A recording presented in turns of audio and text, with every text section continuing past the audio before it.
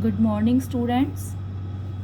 हमने पहले फिराक गोरखपुरी जो कवि हैं उनकी कविता पढ़ी रुबाइयाँ। अब उनकी जो दूसरी है ये इसमें कविता जो है गज़ल। देखिए गज़ल क्या होती है। सबसे पहले जो गज़ल होती है वो उर्दू में होती है, मतलब कि इसमें चाहे वो उर्दू में ही लिखी गई, उसको आगे अनुवाद किया गया इसमें। तो उर्दू में गज़ल किसे कहते हैं कि जब मतलब बहुत सारे शेर होते हैं, जब हम उनको मिला देते हैं तो वो एक गज़ल बन जाती है। देखिए कविता और गज़ल में क्या फ़र्क है।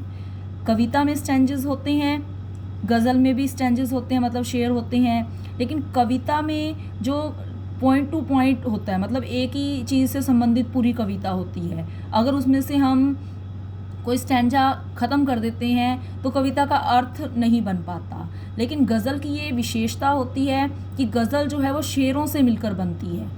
और इसमें जो शेर होते हैं मतलब वो जैसे इसमें है दो दो पंक्तियों के हैं, तो अगर हम इसमें से कोई एक शेर बाद में कर दें या निकाल दें, उसको ख़त्म कर दें, तो उसमें उसका कोई अर्थ नहीं बदलता। लेकिन कविता में ऐसा नहीं होता, उसकी तो हर एक लाइन का अर्थ दूसरी लाइन से जुड़ा होता है। तो इसमें जो कवि हैं फिराक गोरखपुरी जी, उनके द्वारा रचित है ये गज़ल। मतलब इसमें दो दो लाइनों के जो शेर हैं, हर शेर का अपना एक अलग अर्थ है। तो पहला शेर देखिए इसमें क्या है। नोरस गुंचे पंखड़ियों की नाजुक गिरहें खोले हैं, या उड़ जाने को रंगो बू गुलशन में परतोले हैं। कि अब इसमें कवि ने शेर में क्या कहा है। नोरस, नोरस मतलब नया रस। गुंचे, गुंचे किसको कहा गया, कली। अब देखिए कली और फूल में क्या फ़र्क है। जो कली है वो मतलब अभी उसकी पंखुड़ियाँ बंद हैं, वो कली है। लेकिन जब वो अपनी पंखुड़ियों को खोलती है तो वो फूल का रूप ले लेती है। मतलब जो कली फूल के खिलने से पहले की जो दशा होती है, कोई भी फूल है पहले वो कली का रूप होता है। पहले कली होती है, फिर वो अपनी पंखुड़ियों को खोल देती है तो वो एक फूल हो जाता है, फूल बन जाता है। तो गुंचे मतलब कली। पंखड़ियाँ, जो उसकी पंख उसके हैं पंखड़ियाँ की नाजुक, नाजुक मतलब कोमल। गिरहें गांठ, कभी आपने देखा हो मतलब सुबह के समय में फूल ज़्यादा खिलते हैं जैसे, तो उससे पहले वो जो रात का समय होता है उसमें वो कली होती है, उसकी जो पंखुड़ी होती है वो बंद होती है, उनकी गांठ सी लगी होती है। तो इसमें कवि बता रहा है कि कली जो है वो नए रस से भरी हुई है, क्योंकि कली है, नया रस उसमें भरा हुआ है। और जैसे जैसे वो अपनी पंखुड़ियों की जो कोमल गांठें हैं उसको खोलती है, मतलब अब कली है उसमें से इतनी खुशबू नहीं आती, लेकिन जब वो अपनी पंखुड़ियों को खोल देती है, एक फूल का रूप ले लेती है, तो उसकी खुशबू दूर दूर तक जाती है। तो कवि इसमें कहता है नए रस से भरी हुई जो कली है, जब वो अपनी पंखड़ियों की नाजुक गांठें खोल देती है, कहने का मतलब जब वो एक फूल का रूप धारण कर लेती है, तो या उड़ जाने को रंगो बू गुलशन में परतोले है, तो उसकी जो रंग है वो बदल जाता है। उसकी जो बू मतलब खुशबू, उसकी जो खुशबू है मतलब उड़ उड़ कर दूर दूर जाती है। गुलशन में, गुलशन होता है बगीचा, पर पंख, कि ऐसे लगता है कि वो बगीचे में अपने मतलब पंख जो है उसने लगा लिए हैं और वो उड़ रही है। किसने पंख लगा लिए हैं, उस फूल की खुशबू ने और फूलों के रंग ने। एक बार फिर से देखिए कि कवि ने इसमें कली के बारे में बताया है, फूलों के बारे में बताया है कि जो कली है वो फूल की खिलने से पहले की दशा है कली, जब उसकी पंखुड़ियाँ बंद हैं, गांठ लगी हुई है ऐसे लगता है। और जब वो पंखुड़ियों को खोल देती है तो उसकी जो सुगंध है, उसका जो रंग है वो दूर दूर तक, बाग बगीचा जो भी है उसमें वो दूर दूर तक जाता है। ऐसे लगता है कि जैसे वो पंख लगाकर उड़ रहा हो। तो कवि कहता है नए रस से भरी हुई कली जब अपनी पंखुड़ियों की नाजुक गांठें खोलती है तो उसका जो रंग है, उसकी जो खुशबू है वो उड़ने को तैयार है। बगीचे में ऐसे लगता है कि जैसे वो पंख लगाकर उड़ रही हो, मतलब बगीचे में दूर दूर तक उसकी जो सुगंध है वो फैल जाती है। नेक्स्ट है, मतलब इसमें हर शेर का अपना अलग ही अर्थ है। इन दो पंक्तियों में कवि ने कली के बारे में बताया, फूलों के बारे में, लेकिन अगले का जो उसका विषय है वो कुछ और ही है।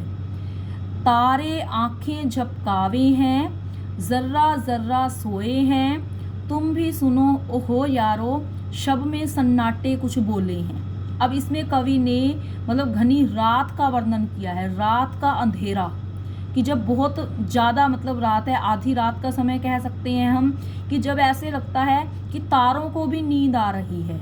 मतलब एक देखिए, जो रात को कुछ समय तक शोर शराबा रहता है, सुबह उठते भी कुछ लोग जल्दी उठ जाते हैं तो चहल पहल शुरू हो जाती है, लेकिन एक वो समय होता है जिसको हम कह सकते हैं आधी रात का समय, जब चारों तरफ सन्नाटा होता है, शांति होती है, मतलब कोई चहल पहल नहीं, यहाँ तक कि पक्षियों की आवाज़ तक भी बंद हो जाती है। तो वो समय कवि ने एक शेर लिखा उस पे कि तारे आंखें झपकावे है, कि उस समय का वर्णन किया है जब बहुत अंधेरा है, घनी रात है, जब ऐसे लगता है कि तारों को भी नींद आ रही हो, कि तारे भी अपनी आंखें झपका रहे हों। जर्रा जर्रा सोए हैं, जर्रा जरा कण कण, धरती का मतलब हर एक कण कण, धरती आकाश का, पशु पक्षी हर एक कण ऐसे लग रहा है जैसे सो गया हो, मतलब चारों तरफ बिल्कुल चुपचाप है, ऐसे लग रहा है जैसे तारों को भी नींद आ रही है। तुम भी सुनो हो यारो, शब में सन्नाटे कुछ बोले हैं। तो कवि कहता है अपने दोस्तों को कि हे दोस्तों, तुम भी सुनो, शब में, शब मतलब रात, सन्नाटे, सन्नाटा मतलब चुपचाप, कि ऐसे लगता है उस समय जैसे रात का सन्नाटा भी कुछ कह रहा हो। मतलब अगर कभी आपने देखा हो, जब आधी रात का समय होता है, चारों तरफ बिल्कुल शांत वातावरण होता है, हर कण ऐसे लग रहा है कि जैसे वो सो गया हो, हर एक चीज़ ऐसे लग रही है जैसे वो सो गई हो, यहाँ तक कि तारों को देखने से भी ऐसे लगता है कि उन्हें भी नींद आ रही हो। तो कवि कहते हैं कि हे दोस्तों, कभी कभी ऐसा लगता है कि उस रात, वह रात का सन्नाटा भी कुछ कहने की कोशिश कर रहा है। आगे कवि ने बताया है, नेक्स्ट में उनका कुछ अलग विषय है। कवि कहते हैं, हम हो या किस्मत हो, हमारी दोनों को एक ही काम मिला, किस्मत हमको रो लेवे है, हम किस्मत को रो ले हैं। देखिए इसमें कवि ने क्या कुछ ऐसा बताया है कि चाहे हम हैं या हमारी किस्मत है, दोनों को एक ही काम मिला, दोनों का एक ही काम है। कि कभी कभी कोई मनुष्य कहता है ना कि मेरी तो किस्मत ही खराब है। अब मनुष्य तो कह देता है कि मेरी किस्मत खराब है, ये भी तो हो सकता है कि किस्मत को भी ऐसा लगता हो कि मैं इस मनुष्य के पास ही क्यों आई। तो मेरी मतलब हमारी या किस्मत की, दोनों का एक ही काम है, किस्मत हमको रो लेवे है, हम किस्मत को रो लेते हैं। कि किस्मत ये सोच लेती है कि हम, मुझे ये इंसान क्यों मिला, और हम ये कह देते हैं कि ये किस्मत मुझे ही क्यों मिली। तो कभी इसमें कुछ ऐसा, कुछ अजीब सा कुछ बात कर रहा है अपने भाग्य की, अपने किस्मत की। हम ये तो सोच लेते हैं, कुछ इंसान ऐसे होते हैं कि जिनके जीवन में कुछ ऐसा घटित हो जाए तो वो ये कहते हैं कि हमारी तो किस्मत ही ऐसी थी, हमारा तो भाग्य ही ऐसा था।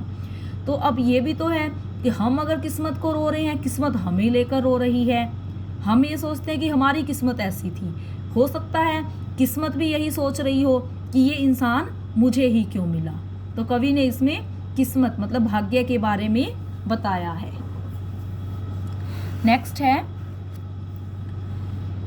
जो मुझको बदनाम करे है, काश वे इतना सोच सके, मेरा पर्दा खोले हैं या अपना पर्दा खोले हैं। देखिए इसमें भी कवि ने बहुत अच्छी मतलब ये बताया है कि जो मुझको बदनाम करे, मतलब जो मेरी बुराई कर रहे हैं, काश वे इतना सोच सकें, कि वो इतना भी सोच लें, मेरा पर्दा खोले, कि वो मेरा रहस्य तो दूसरों को बता रहे हैं, मतलब मेरी बुराइयां तो दूसरों के सामने कर रहे हैं, या अपना पर्दा खोले, या वो अपना स्वभाव बता रहे हैं।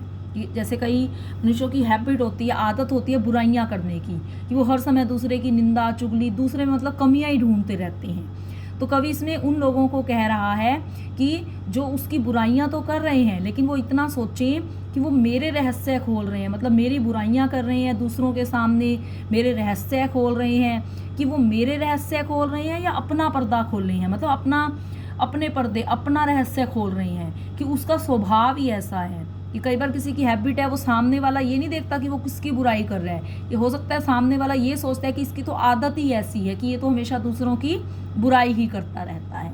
तो इसलिए कवि ने कहा है कि जो मुझको बदनाम करे हैं, कि जो मुझे बदनाम कर रहे हैं, मतलब मेरी बुराई कर रहे हैं, वो इस बात को भी सोच लें कि वो मेरे बारे में बता रहे हैं या अपने स्वभाव के बारे में बता रहे हैं।